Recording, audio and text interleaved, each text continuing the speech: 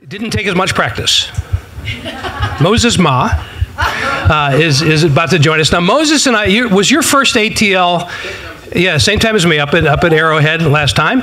So we are, I don't know what we call us, but what's alumni? Yes, we're sophomores. So once again, I'm going to read this, and the reason I'm going to read this bio is, you know, I have to admit, I get tripped up by the term blockchain. And I feel bad about that because I'm supposed to know what it is, right? Because we're all supposed to know what it is. How many of you have heard the term blockchain before? How many of you honestly know what it is? How many of you can describe it like in 3 words or less? I mean, for me, I can do three. I can do 3. Blockchain, you're in trouble. Yeah, I could do 3 letters would be WTF. That's what it is for me. But Moses is, let me tell you about Moses. He is a technology visionary who's been praised in Time Magazine, the New York Times, and many other publications. He leads the Future Lab Blockchain Research Lab, where he manages several exciting projects and incubated ventures, none of which I have any understanding of. He is the founder of and inventor of the Viral P, shit.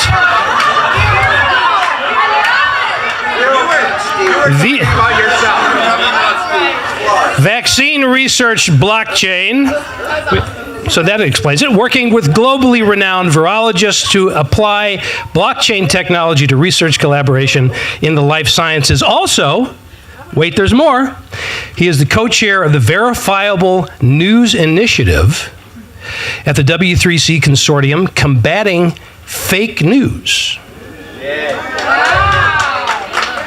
Like the failing New York Times and the Washington Post. I'm sorry, just kidding.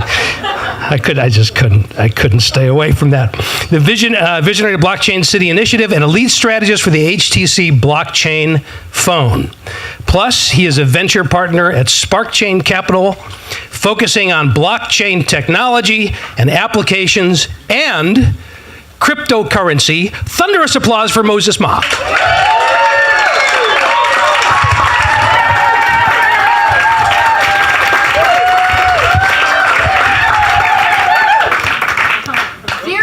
You guys, viral is viral IP, not viral. Okay, it's like, that's what you're thinking of, but it's not a bad idea for a blockchain. It's not a bad idea. Okay, so Scott Cody called a few months ago and said, can you do something about blockchain that'll like really, knock them over and then kind of give them an understanding of what this stuff is.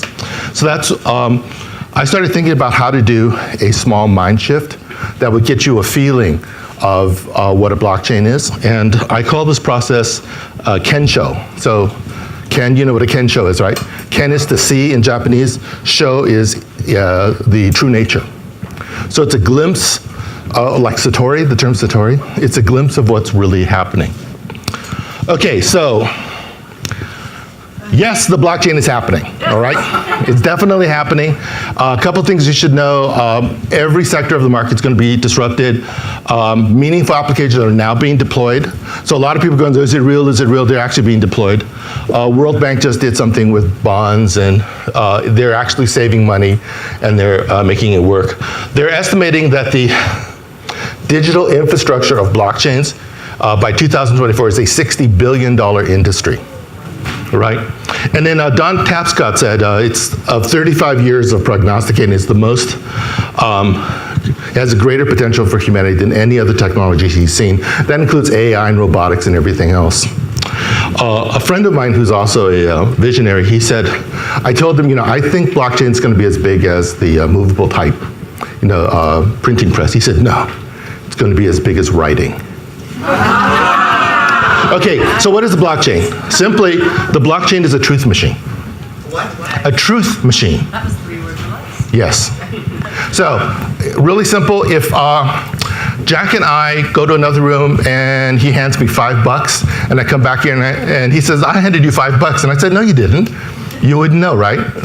But if he did it on stage, what would you guys say? He handed you $5. You're a truth machine. The community is a truth machine.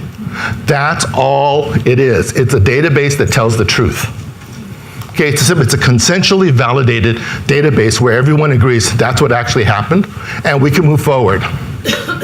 And that's all there is to it. Now, about understanding things at a deeper level. How many of you have a website?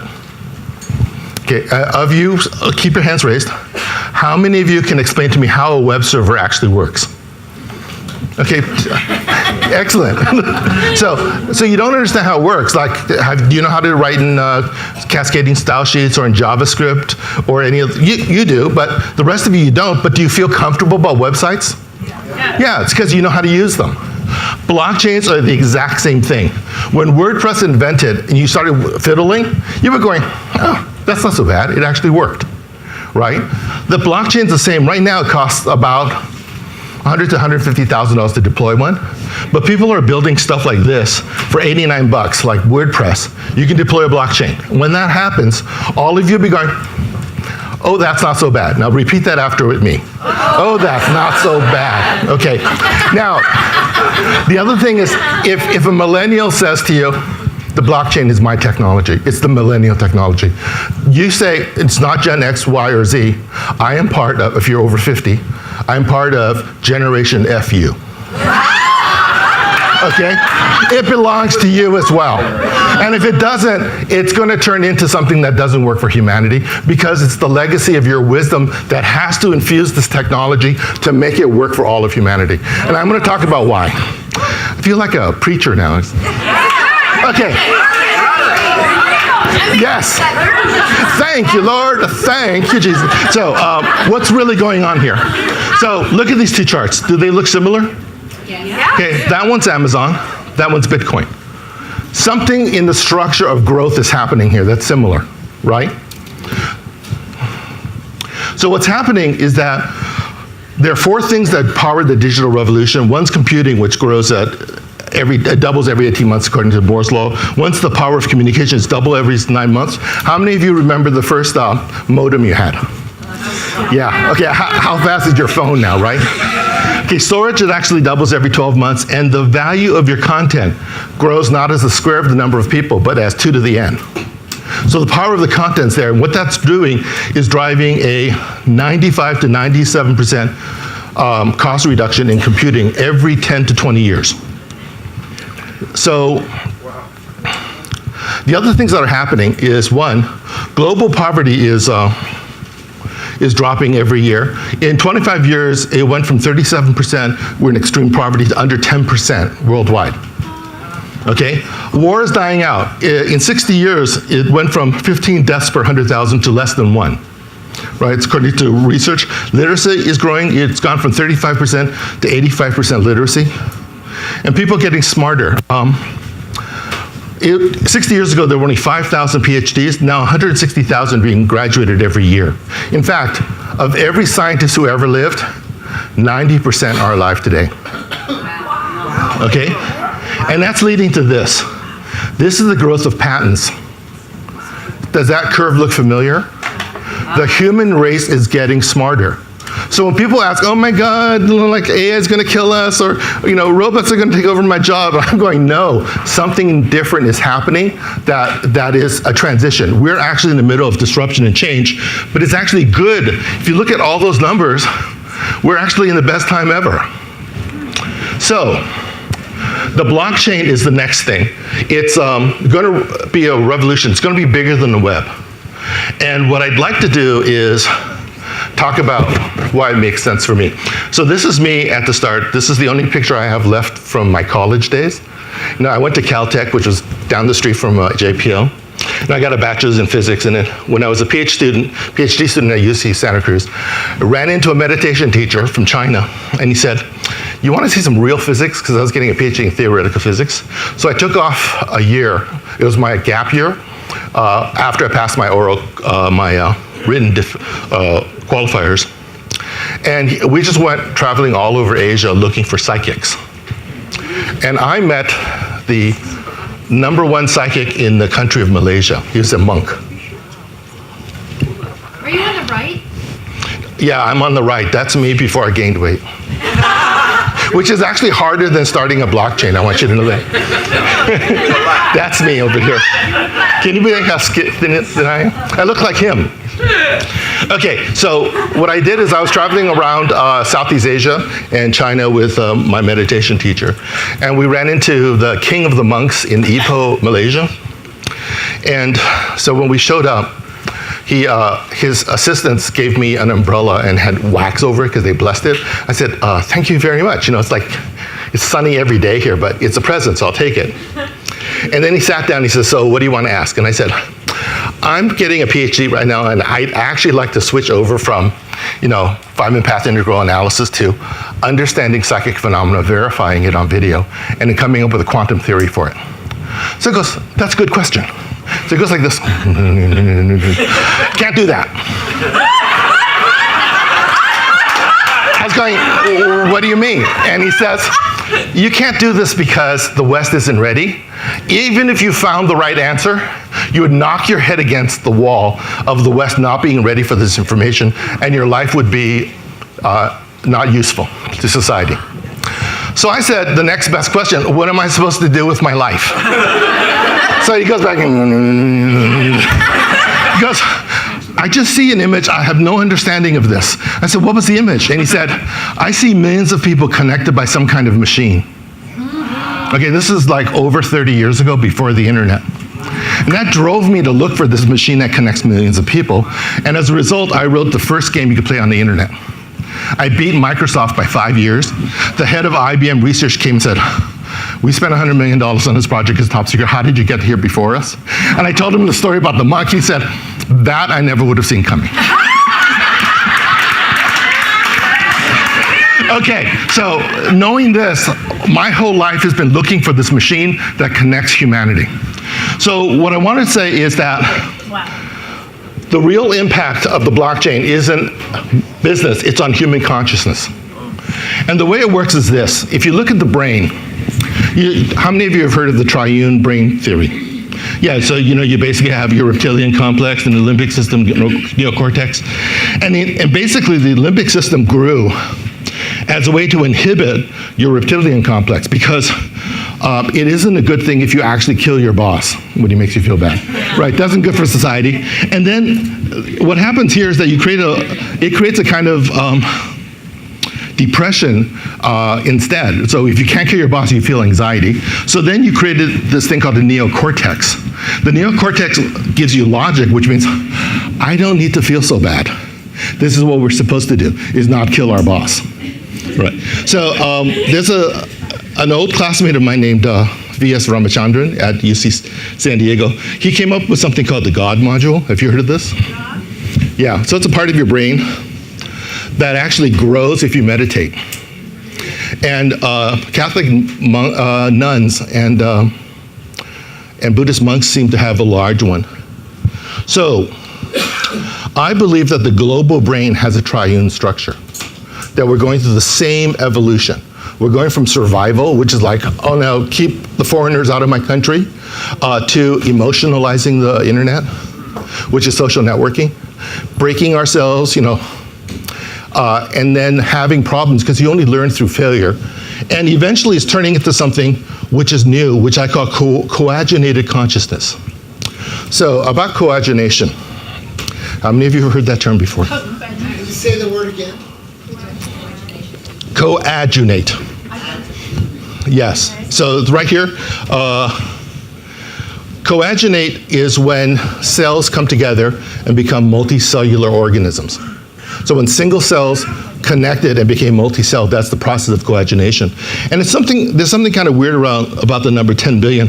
If you have like 10 billion atoms, you can actually create the simplest cell. If you have 10 billion cells, you start creating protein molecules. If you have 10 billion protein molecules, you can actually make something that looks lifelike, like an insect. And a mammalian brain has 10 billion brain cells. So once you have like 10 billion, something happens to create complex behavior. So my theory is that humanity is creating a global brain. And when we have 10 billion neurons on this global brain, you'll actually see a new kind of consciousness emerge called coaginated consciousness. all right? So how did this happen? How did coagenation happen?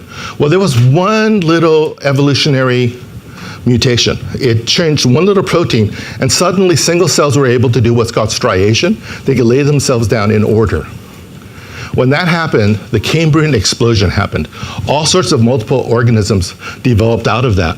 And my belief is that humanity is creating now this thing, this global brain. So that's what the brain looks like, the global brain. And 54% of humanity just crossed into connection. That means that we're beginning to come to consciousness and awareness. So as that number grows, we'll see things happening like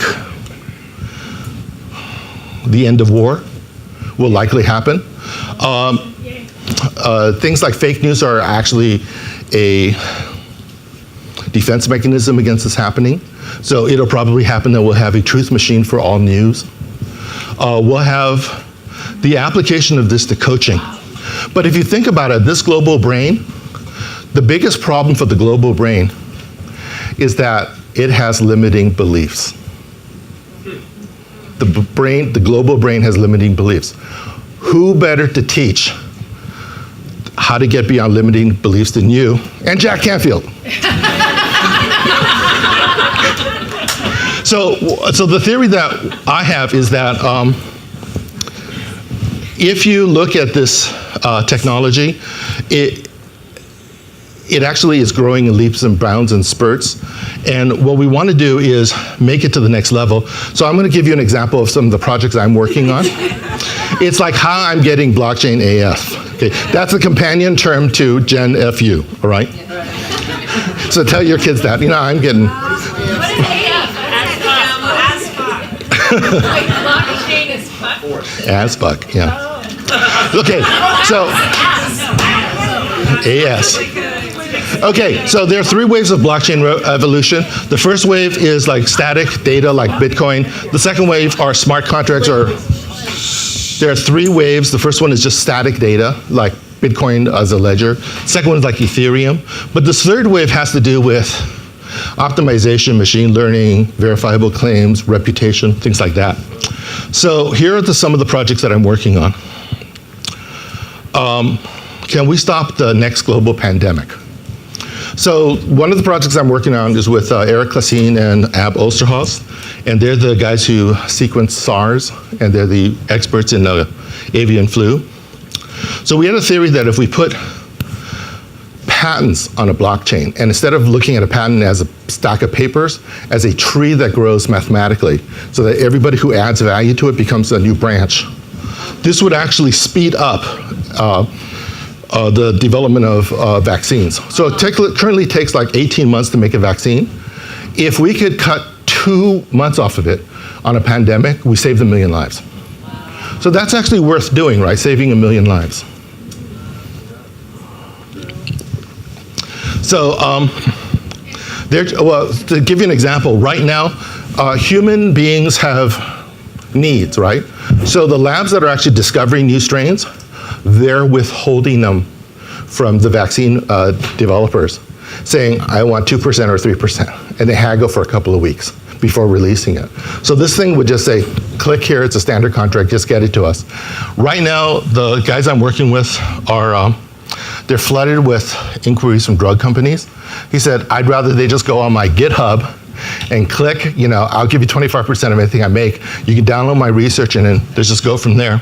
So we wrote a paper that's been accepted by Nature, and it's in peer review about this technology now. Okay, here's the second one. How can we invent capital markets? Reinvent them. So we have a product we're announcing shortly. It looks like a little Bloomberg for ICOs, and what we're gonna do is give a token to anyone who's invested $100,000 in an ICO. So we can identify the whales and the big investors. Then what we're gonna do is take them, and we're doing this, we're calling it the WAT, W-A-T, which also means a temple in Thailand, but for us it means whale attention token. And then we can actually take, it's called combinatorial optimization, and it's something that's not been heard of before. It's a new technology that we're bringing out. So Suppose I have Bitcoin and I want Ethereum, and if James wants Ethereum but has the opposite, we could swap. It's called an atomic swap. But if the three of us have different ones that we want to swap between each other, there's no way that a single swap can do that. And in fact, if all of us contribute our portfolios and we do 3 swaps, 4 spots, splits, and all this, we could theoretically optimize all of our portfolios on a computer so everybody gets what we want, like all the time. So this technology, the problem is that if you add an extra person, it takes double the time to compute. So once you're at 200 to 300 people, using the traditional computing method would take 100,000 years on the world's fastest supercomputer. But the technology we have is called simulated annealing, which looks at how metal is heated up in nature and then cooled down to make it stronger, or the crystal lattice is at a lower energy level. So we're using that, and we can do it in about 5 minutes. So our model is to take like 300 people, optimize them, push them out, the other 300 come in. But if you buy a quantum computer, quantum computing, how many of you have heard of this? Okay, so when an electron goes from that side of the room to that side of the room, does it follow a straight path? No. What it follows is every path, simultaneously. Whoop, and it ends up over there. Because of this, a quantum computer can calculate all possible permutations simultaneously. So theoretically, we could optimize 100,000 or 1 million accounts in 1 second, which means that you don't need a reserve currency anymore. Because a reserve currency is the old thinking. It is actually a centralizing technology to make things safer. If you have a reserve wallet or a reserve exchange, you'll have a new kind of thing that no one's ever thought of before. And that's what our job is to think of things that no one's ever thought of before. How am I doing on time? 10 minutes, great. Okay, so a couple of other projects we're doing. I'm working with my partners and I are working with a company that owns 1 million acres of real estate in Florida. So we partnered up with Consensus, which is the largest blockchain company. So we're proposing to build the world's first blockchain city from the ground up. That's interesting, right? Another one is the HTC, a phone manufacturer. One of their senior managers had this idea. He called me up. He said, Moses, I want to talk to you about something. I said, yes. He said, I want to build a blockchain phone. And I said, what is that? He says, I have no idea. That's why I'm calling you. So we actually created a design sprint, brought in about 15 of the top experts on the blockchain, and figured it out, right? So the basic idea is that there are actually many blockchain phones. One's for like crypto traders or rich people. The one I like the most is a low-cost one that'll be sold into Africa. Because the promise of the internet can't reach there because they don't have computers, they don't have smartphones, they don't have cell networks. So how do you build a cell phone that doesn't need a cell tower? You do something with mesh networking, you do satellite uplink. What can you put on there? So for example, the idea we had, and it's actually Zena's idea, Zena Muzica, you put a fair trade blockchain on it. You put agricultural microinsurance, you put micro lending, and then you turn it loose on people. And the idea is the phone makes you money. If you do this, there's a market for 2 billion phones in the low end that Apple can't go after. So we said to HTC, that's your next market. A phone that lifts a subsistence farmer out of poverty. Okay, 1 million farmers. That's another thing we're looking at. Here, if there's a truth machine, why can't you apply it to the global brain to get rid of fake news? This is a hard one, because there's a lot of resistance around it. But it's another one that we want to work on. So, why am I doing so many projects? And this is just the beginning. These are the ones I'm involved in. My company still has a bunch of other in our portfolio, because I want to hit a grand slam, right? Everybody can do a home run, and then you're happy and successful. How do you do 3 home runs in a row simultaneously? So if you think of the real stars, Steve Jobs, he was CEO of Pixar and Apple at the same time. He did that with a helicopter, right? Spend the morning at Pixar, fly down, spend the afternoon at Apple. Look at Elon Musk. He's running so many companies, he's starting to smoke dope. I thinking you're smoking before. Yeah. Okay, so I actually have to say that I am indebted to Jack Canfield's workshop because it wasn't until I took that workshop that I realized I could dream bigger than doing what my venture capitalists say, focus on one company so I can get rich off you. Right? I just said, I give up. I'm going for it. I want to dream bigger and I want to change the world. I don't want to do a project that doesn't affect 1 million people. That's the way all of you guys should be thinking.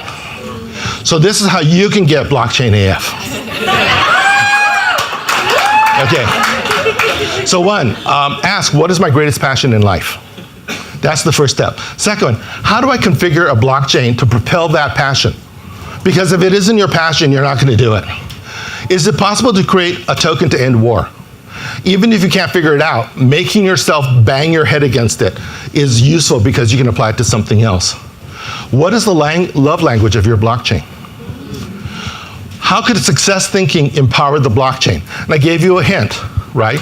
The global brain has limiting beliefs. So and every technologist is saying the same thing. You guys, we need you. You need to actually get beyond your fear. I have an exercise in my blockchain workshop for people that are Gen FU. And we make them get in the front of the stage and answer any question like they own the stage. The exercise is called active bullshitting. Okay? That's what you need to do is just like go for it. And then dream bigger about your greatest passion in life. Okay, so I'm going to pass this up and then because we're almost out of time. How much time we have? Like 5 minutes? Yeah. Oh, thank you. See, I wasn't aware of that. Okay, so I'll talk about this later, but the most important thing to remember is that is your puny little lame-ass comfort zone, and that's where the unicorns, rainbows, and shit is, okay? Get out of your comfort zone. Okay, so what I want to do in 5 minutes remaining. By the way, so Zena's helping me get a book sold into HarperCollins, and I want to do a telesummit, but I don't want to just do any telesummit. I want you to know that just like HTC saying, oh, what's a blockchain phone? I don't know. You should say, how can we as a group change the world? And then dedicate yourselves to a 3-hour workshop, which our company will come and lead for free, and figure out what ATL can do to change the world. That's what we recommend. Don't do piddly-ass little lame-ass comfort zone blockchains. Do something bigger. Okay, so the last thing is, if we have time, do you guys want to do a quick exercise? Yes. Okay, so we're going to do this. So you have to pair off. Everybody quickly make pairs. Pair bond. Yeah, we're not gonna have time. Not going to have time? Okay, I'll tell you what. We're going to go to lunch. Yeah, so what we'll do is I would like to do this exercise later and then do it like in 15 minutes at the end of a lunch break. And if you guys want to do it, we'll just do this. It's a way of using quantum shifting to move yourself, which actually moves the entire room, into a quantum parallel universe of yourself that actually knows blockchain, and ask that person, what blockchain should I be building? And out of that, I predict that 20% of you will get the answer. So should we leave 15 minutes before lunch in this room? Yeah, is that okay, Friedman? 15? No idea. So my preference is Nina, yes. My preference is this. We will not do anything different, but you and I can have a conversation, and I'll try to come up with the solution that matches this request. Okay. Yay. All right. So that's it. I think we have 2 minutes left for questions. Anybody have any questions? Yes. Yes, I will be sending the slide out. And the other thing I'm going to do is I actually did a free workshop for about 7 or 8 of you to test it. And do you guys know Dawa Phillips? Yeah. So Dawa got it. And he said, I'll be the CEO of this one company that was in the group, Wellness Ledger. That company just got an investment inquiry from Consensus. So that's like, it may go big, right? So I want that for all of you so we can work out something around doing that. Yes? Simple. Just redefine blockchain AF. Yes. No, just please. Can you define it again? Yeah, so AF is a millennium. Blockchain. Yeah, it's if you want to become blockchain AF, if you have to commit 100% and lean into it. That's all it means. and a blockchain is a way of creating A truth machine. a verified database of community that's Yeah. in alignment vibrationally and every other level. Yes, yeah, it's actually missing vibration right now. That's what we need. Well, that's what the internet needs. Yes, so this is your chance to insert that vibration into the internet. So whatever you end up doing, even if it's just in this room, it would actually have reverberations in the field. Yes. I get it and don't. Yes. At all. Like, I don't understand, like, what is it? Like, what if I'm like, I'm in a blockchain. Like, what do I do? Where do I? Yeah, so you actually have to start doing a blockchain to really get, because it's your hand. Doing it. You have to, your hands. Do it. Where do I go to do that? Like, The first thing you should do is have me teach you in a workshop, and I'll show you how to do it. But I have a story. When I was a freshman, I took a class from a guy named Richard Feynman. He's a famous physicist. Yes. And I actually asked him, after the class, I said, I still don't get it. I got an A in quantum mechanics. I can answer every question, but I don't feel it. He said, this is because it's a new way of thinking. You're never going to understand it until you do it and you work with your hands. Yeah. And then what happens is a new intuition emerges, then you can feel it. How do we do that? Where do we do it? Ask Freeman. Yeah, we'll talk about it later.